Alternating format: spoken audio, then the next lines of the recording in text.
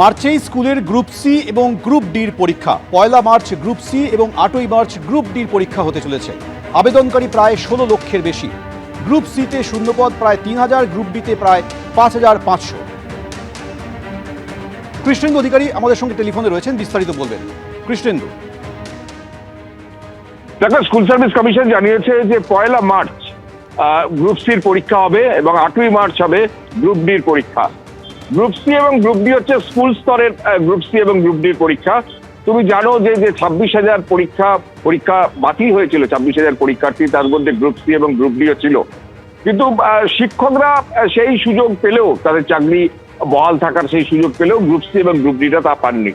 সেক্ষেত্রে school service commission সিদ্ধান্ত নিয়েছে নতুন করে পরীক্ষা নেওয়ার। এবং স্কুল সার্ভিস কমিশন যেটা জানাচ্ছে যে 1 তারিখ মার্চের সেটা গ্রুপ সির পরীক্ষা হবে, লিখিত পরীক্ষা 60 নম্বরের, আর গ্রুপ ডির পরীক্ষা হবে 40 নম্বরের, সেটা হবে 8 তারিখ মার্চে। প্রায় 16 লাখের ওপর পরীক্ষার্থী এই আবেদন করেছেন এই পরীক্ষার, তারা চাকরি পাওয়ার জন্য, লিখিত পরীক্ষার জন্য। এবং গ্রুপ সিতে প্রায় 3000 শূন্যপদ আছে এবং গ্রুপ ডিতে প্রায় 5500 শূন্যপদ আছে। অর্থাৎ যে স্কুল সার্ভিস কমিশন আবার নতুন করে পরীক্ষা নিয়েছে সুপ্রিম কোর্টের নির্দেশে, তার পাশাপাশি গ্রুপ সি এবং গ্রুপ ডি যেহেতু চাকরি বাতিল হয়েছে, কিন্তু তাদের বেতন ফেরত দেওয়ার সিদ্ধান্ত হয়েছে এবং তাদের নতুন করে আর কোনো ফেরার সুযোগ হয়নি। নতুন করে তাই পরীক্ষা নেওয়ার সিদ্ধান্ত নিয়েছে স্কুল সার্ভিস কমিশন এবং সেই পরীক্ষার নির্ঘণ্ট আজকে এসএসসি প্রকাশ করেছে। ধন্যবাদ। অভিনেতা এবং প্রাক্তন তৃণমূল সাংসদ মিমি চক্রবর্তীকে বনগাঁয় অনুষ্ঠানে হেনস্থার অভিযোগ, উদ্যোক্তাকে গ্রেফতার করা হলো। 25শে জানুয়ারি আপনারা জানেন বনগাঁয় মিমি চক্রবর্তীর অনুষ্ঠান ছিল, যেখানে তাকে বাধা দেওয়া হয়, অপমান করা হয় বলে অভিযোগ করেন এবং উদ্যোক্তার বিরুদ্ধে থানায় নালিশ করেন। সেই ঘটনাতেই গ্রেফতার অনুষ্ঠানের উদ্যোক্তা তনয় শাস্ত্রী। মাঝপথে বন্ধ করে দেওয়া হয় মিমির অনুষ্ঠান। তনয় শাস্ত্রী তিনি অভিযোগ করেছিলেন পাল্টা যে অনুষ্ঠানে দেরিতে এসেছিলেন তিনি, পুলিশের দেওয়ার সময় শেষ হয়ে যাওয়ায় অনুষ্ঠান বন্ধ করে দেওয়া হয়।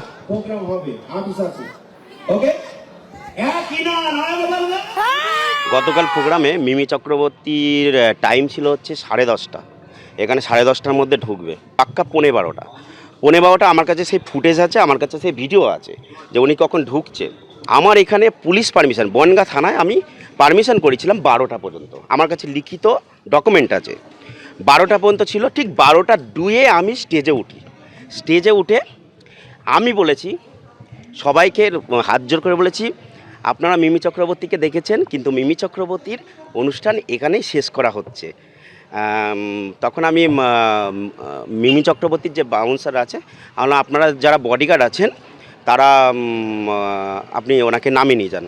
কারণ 12টার পরে আমাকে তখন যদি থানার থেকে এসে যদি কোনো গন্ডগোল করে বা থানার থেকে এসে যদি কোনো কমপ্লেন করে, আমরা তো সেটা সহ্য করব না।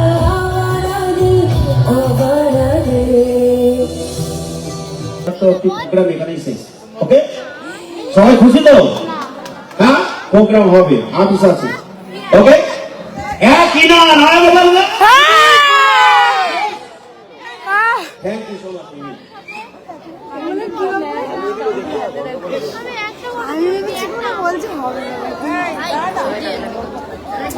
না হলে হবে না। এই চাপানুতরের মধ্যেই সোমবার মমতা বন্দ্যোপাধ্যায়কে সাক্ষাতের সময় দিল জাতীয় নির্বাচন কমিশন। সূত্রের দাবি 2রা ফেব্রুয়ারি দিল্লি যেতে পারেন মুখ্যমন্ত্রী। এসআইআর শুরুর পর থেকে এখনো পর্যন্ত জাতীয় নির্বাচন কমিশনার জ্ঞানেশ কুমারকে 5টি চিঠি দিয়েছেন মমতা বন্দ্যোপাধ্যায়, কিন্তু সূত্রের দাবি একটিরও কোনো উত্তর আসেনি। এই অবস্থায় বুধবার বিকেলের বিমানে দিল্লি যাওয়ার কথা ছিল মমতা বন্দ্যোপাধ্যায়। দিল্লি সফরে জাতীয় নির্বাচন কমিশনারের সঙ্গে মমতা বন্দ্যোপাধ্যায় দেখা করার জল্পনা জোরালো হয়েছিল, কিন্তু মহারাষ্ট্রের উপমুখ্যমন্ত্রীর বিমান দুর্ঘটনায় মৃত্যুর কারণে মমতা বন্দ্যোপাধ্যায়ের দিল্লি সফর বাতিল হয়। এদিন সিঙ্গুরের সভা থেকে নির্বাচন কমিশন ও কেন্দ্রীয় সরকারকে একযোগে আক্রমণ করেন মমতা বন্দ্যোপাধ্যায়।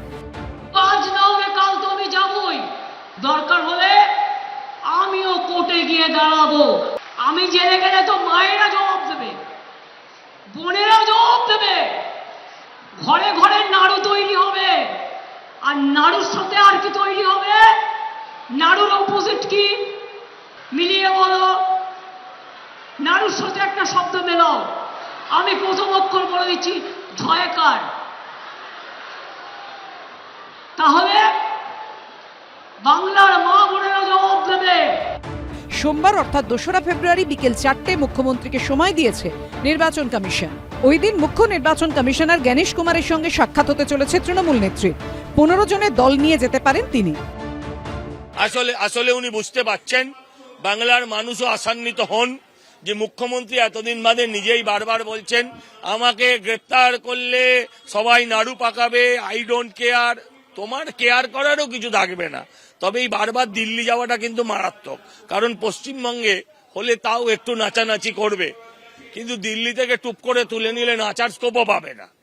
কারণ এখান থেকে ধরলে, কালীঘাট থেকে ধরলে আবার রেসকোর্সে নিয়ে যেতে হবে, সেখান থেকে হেলিকপ্টারে বেরোতে হবে। দিল্লিতে তো সব যন্ত্রণা নেই, ফালতু উনি দিল্লি পিল্লি যাচ্ছেন, বারণ করুন। এর আগে দিল্লিতে গিয়ে জাতীয় নির্বাচন কমিশনার জ্ঞানেশ কুমারের সঙ্গে বৈঠক করেছিলেন অভিষেক বন্দ্যোপাধ্যায়। আশাবুল হোসেন ও ময়ূর ঠাকুর চক্রবর্তীর রিপোর্ট, এবিপি আনন্দ।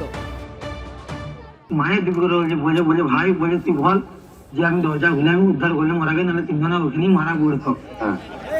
হয়েছে। এরপর এই তথ্য নিয়ে আমরা থানায় যাব আজকে। বাঁকুড়ায় বিজেপি নেতার বাড়িতে অগ্নিকাণ্ডের ঘটনায় এবার অডিও প্রকাশ করে চাঞ্চল্যকর অভিযোগ তুললেন তৃণমূল নেতা। ভোটের মুখে বাঁকুড়ার ওন্দায় বিজেপি নেতাকে সপরিবারে পুড়িয়ে মারার চেষ্টার অভিযোগ উঠেছে। 21শে জানুয়ারি রাতে বাইরে থেকে শিকল তুলে বিজেপি নেতা তাপস বারিকের বাড়িতে আগুন লাগিয়ে দেওয়া হয় বলে অভিযোগ ওঠে। ভাঙচুর চালানো হয় বিজেপি নেতার ওষুধের দোকানেও। ঘটনায় তৃণমূলের বিরুদ্ধে অভিযোগ তুলেছে বিজেপি। আমরা এত জোরে চিৎকার করেছি যে দাদা ছুটে এসে শিকলটা খুলে দেয়। ভাগ্যিস শিকলটা খুলে দিচ্ছে, আজ ভগবানের দয়া বলে আমরা প্রাণে বেঁচে ফিরেছি। এটা পুরো তৃণমূল পরিকল্পিতভাবে করিয়েছে তৃণমূলের দুষ্কৃতীরা। আর এবার পাল্টা বিজেপি বিধায়কের বিরুদ্ধে অভিযোগ তুলে সুর চড়ালেন তৃণমূলের জেলা সভাপতি, দিলেন হুমকিও। মায়ের বিপদ হয়েছে, বলে বলে ভাই বলে তুই বল যে আমি দরজা খুলে আমি উদ্ধার করলে মারা গে, নাহলে তিনজনা ওখানেই মারা পড়তো। হয়েছে। অমরবাবু তৈরি হও, মারার পালাটা শুরু হবে, আর মারার পালাটা শুরু করবে তৃণমূল কংগ্রেস। এই যুগে সেরকম মানুষ আছে যে নিজেদের ঘরকে আগুন লাগিয়ে বলবে যে অন্য লোকে লাগিয়ে দিয়েছে? এইটা তৃণমূলের পূর্ব পরিকল্পিত, কারণ সে আমার ভারতীয় জনতা পার্টির একজন সক্রিয় কার্যকর্তা। ওদেরই ফরেনসিক কিংবা মমতা ব্যানার্জিকে দিয়ে তদন্ত করা। আগেই খুনের চেষ্টার অভিযোগ দায়ের করেছেন ওন্দার বিজেপি নেতা তাপস বারিক। সেই ঘটনায় এখনো পর্যন্ত কাউকে গ্রেফতার করা হয়নি। এরই মধ্যে স্বচ্ছ তদন্তের দাবিতে পুলিশের দ্বারস্থ হয়েছে তৃণমূল। পূর্ণেন্দু সিংহ রিপোর্ট, এবিপি আনন্দ, বাঁকুড়া। এবিপি আনন্দ, এগিয়ে থাকে, এগিয়ে রাখে।